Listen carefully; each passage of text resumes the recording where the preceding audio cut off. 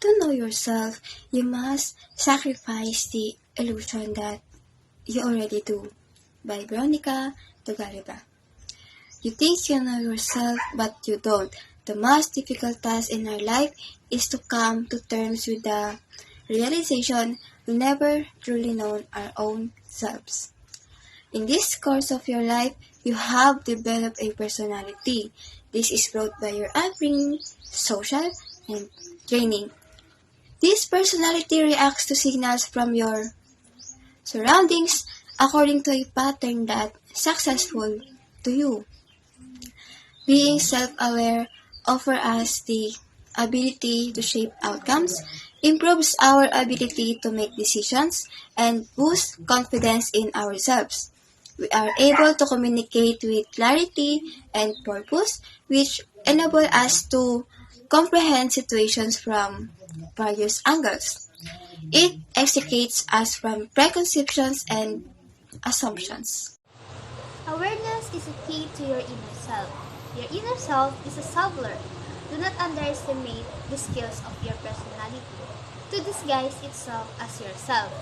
Well, dito, malalaman mo kung sino ka ba talaga at alam mo kung ano yung meron sa sarili mo. Kung ano yung nangyayari sa sarili mo, malalaman mo. Diba? Hindi mo na kailangan ng iba kasi iba yung perception nila sa perception ng sarili mo, sa sarili mo. Awareness.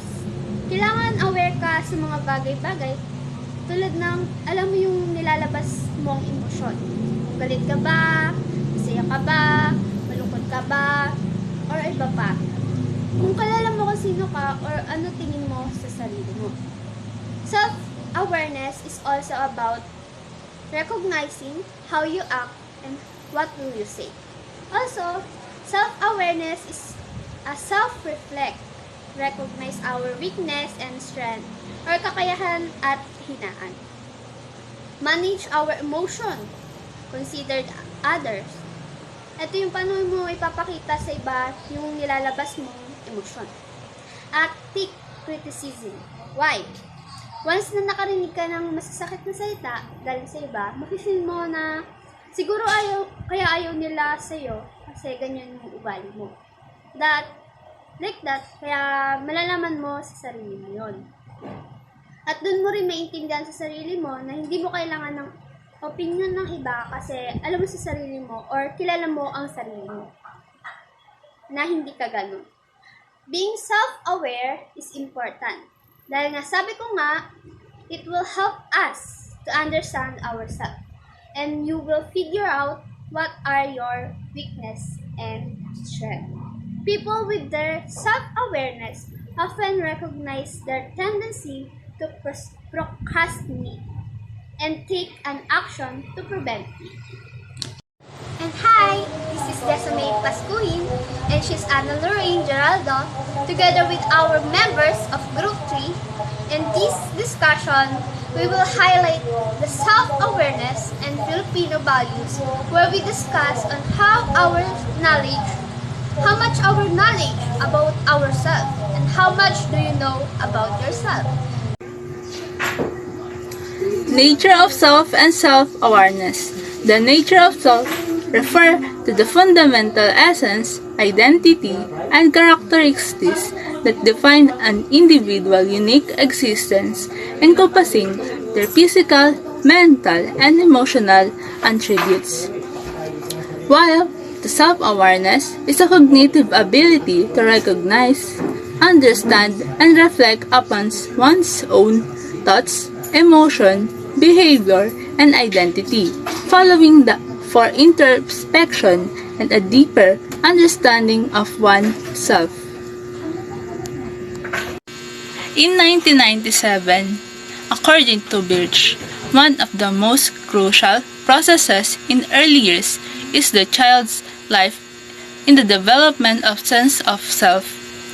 In 1982, Gardner suggests that there are a number of factors that the children should know, and they should being aware of our body It means we should be paying attention to understand the sensation, movements, and physical state of our own physical form. An example of this is being able to do the yoga routine, which can improve our flexibility and physical well-being.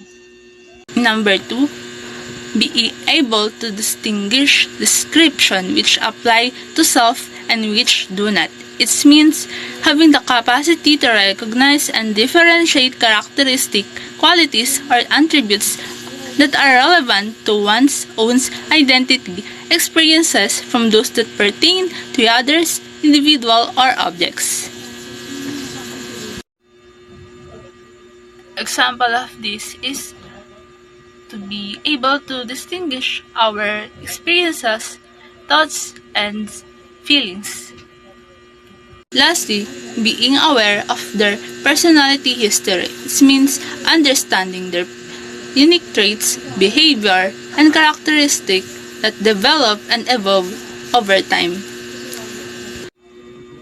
From your difficult childhood, it can affect your future or it can contribute to your future self or in your adulthood. Emotional self-awareness is ability to recognize our emotions and their effects on us. So, emotional awareness allows us to understand how our bodily sensations and our emotions impact ourselves, others, and our environment. So, this list is about to a person who possesses emotional self-awareness. Aware at his own feelings. Masasabi mong may emotional self-awareness ang isang tao kapag aware siya sa sarili niyang nararamdaman, kapag aware siya na galit na siya, kapag aware siya na nasasaktan siya, at kapag aware siyang masaya siya. Number 2, know why feelings occur. Kapag alam ng isang tao yung reasons kung bakit siya nakakaramdam ng ganong klase ng emosyon, kung bakit siya nakakaramdam ng galit, kung bakit siya nalulungkot, at kung bakit siya masaya. Yung mga reasons na yun. Ibig sabihin, meron siyang emotional self-awareness. The next one is, pay attention to the physical sign. Isa sa importanteng part ng pagiging emotional self-aware ay yung pag-pay attention mo sa body reaction mo towards sa mga emosyon mo.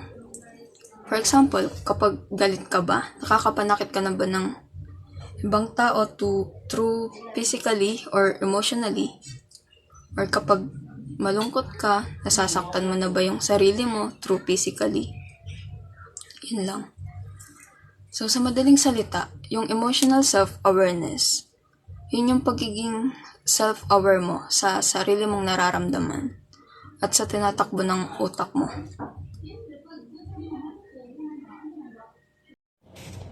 Accurate self-awareness is the ability to know and to be aware of our inner resources, abilities, limits, strengths, and weaknesses.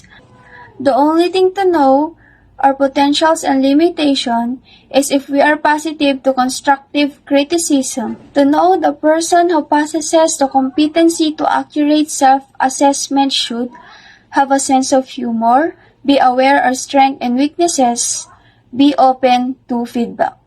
A sense of humor often helps us deal with the problems of life. It helps us laugh at ourselves and to our mistakes. It can help us feel more relaxed and less anxious. Having a good sense of humor is an important indicator of intelligence and creativity. Most people who have a good sense of humor can easily make people laugh and feel good. It's certainly true that laughter is the best medicine, and that's why it's important to laugh as much as possible. And don't take life too seriously. Feedback promotes personal and professional growth. It provides positive criticism, and it allows to see what everyone can change to improve their focus and results. Feedback clarifies expectations, help people learn from their mistakes, and build confidence. Positive feedback is easy. It's not hard to find the right word to tell someone they've done a good job, or congratulate them on meeting or sales target. Strengths and weaknesses gives you a better understanding of yourself and how you best operate. Finding your strength to keep your head in a lot of things. If you were looking a career option, you could be able to narrow down a specific job-based things you know you are good at. Self-confidence in an acknowledgement of your potential. You are the best for the job. Also about the currency, your idea opinions with self-confidence and having a positive impact. We can improve ourselves if you accept feedback positively. For me, confidence is important because if you don't have as much confidence in yourself, you won't be able to do what you want to do. Because you must have strong confidence in yourself, you have to do what you want and it will also help you. Self-confidence is an attitude about yourself and ability.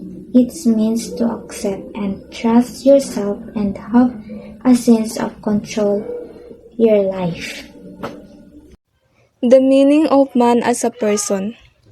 Personalism as a philosophical movement was founded by Borden Parker Brown and was developed later by Max Seller, Emmanuel Moner, Henry Bergson, and Martin Buber. As a philosophical movement, personalism is a study of man as a person.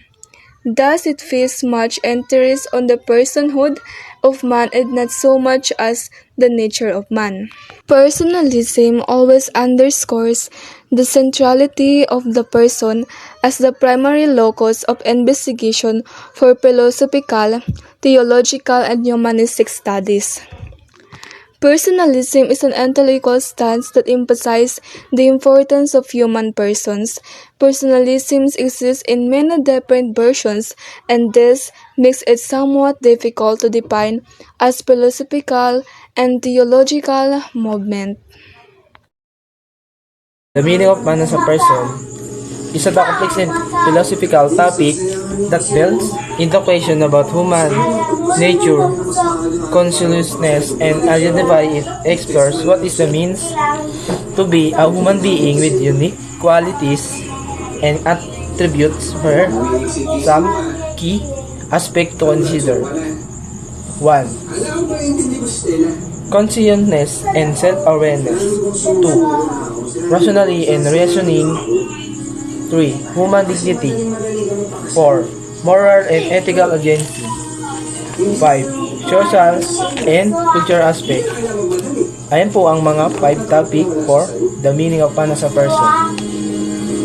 Ang napili ko po ay sa 5 na yan ay topic at human dignity is the inherent and invaluable worth every individual. It is the belief that each person possesses and the fundamental and equal values implied by virtue of being a human.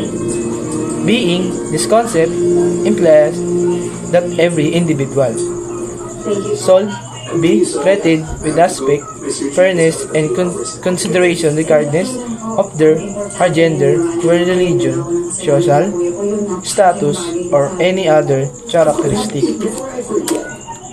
Human dignity is a foundational principle in ethics, human rights, and various legal and philosophical frameworks in assert that people have the certain rights and shall be protected from action that degrade or diminish their worth and serve as the moral foundation and principle like equality, freedom, and the protection individual rights.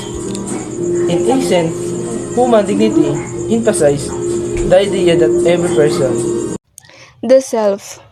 It is as general a personal role that drama one plays in one life. In understanding tone our selfhood, there are certain moral obligations that arise. The obligation to see that life is lived to its fullest. For example, ethics is the study of man, a moral being, what goals we assign to ourselves, what actions we choose to do, and how we treat others depends on how we understand ourselves as a human being. papakilala ko ang sarili, paano magkaroon ng obligation at responsibility sa aking sarili. Typically, refers to a personal commitment or duty that an individual imposes on himself in could be a promise, goal, or responsibility that you feel obligation to fulfill for your own well-being or personal growth. Can you provide more specific information about what you like to know or discuss regarding self-obligation? Ang tinutukoy naman dito ay magkaroon tayo ng goal or achievement para makamit ang aking pangarap. This involves defining what you want to achieve. Goals can be short or long-term, and they should be clear, specific, and meaningful to you. Biblical basis. Romans chapter 1 verse 19 to 20, New King James Version. Because what may be known of God, 19 manifest. It means God's revelation of Himself to all people. In them, for God has shown it to them. The heavens declare the glory of God, and the permanent show His handiwork. Day unto day, unto youth speech, and night unto night reveals knowledge. There is no speech nor language where their voice is not heard. Biblical basis. Biblical basis as evidence in the Bible that God wants us to do or believe something. Matthew chapter 22 verse 35 to 40. Jesus said, which greatest commandments in the law is love. Love the Lord your God with all your heart, with all your soul, with all your mind. And the second most important is love your neighbor as you love yourself. Mahalin mo ang Panginoon ng buong puso, buong kaluluwa at buong pag-iisip. At ang pangalawa, ang pinakahalaga ay mahalin niyo ang kapwa gaya ng pagmamahal mo sa iyong sarili. The whole of the Moses and the teaching of the prophet depends on these two commandments. Sa dalawang utos na ito, nakasalalay ang buong kautusan ni Moses at ang katuruan ng mga propeta. An example of Matthew chapter 22 verse 35 to 40. 35. One of them, as expert in the law, tested him with this question. 36. Teacher, which is the greatest commandments in the law? 37. Jesus replied, love the Lord your God with all your heart, and with all your soul, and with all your mind. 38. This is the first and greatest commandments. 39. And the second is like it, love your neighbor as yourself. 40. All the law and the prophets hang on those two commandments. Matthew chapter 22 verse 35 teaches the greatest commandments. Jesus telling us what is the most important in your life and my life today. In conclusion, self-awareness and Filipino values can be related in a biblical context by recognizing that our relationship with God is not just about one of obedience but also love and respect. This love and respect should extend to ourselves and to others. The many faces of Filipino. Most of the Filipinos are social being, caring, loving, family-oriented, flexible, adaptive, and creative, have a sense of joy and humor, having faith in God and other religions. This part highlights three characteristics of Filipino culture. This is the adaptability, creativity, and a strong emphasis on faith. Filipino knows for their ability na madaling mag-adjust sa iba't ibang sitwasyon at kapaligiran na tumutulong sa kanila na harapin ang mga hamon ng buhay.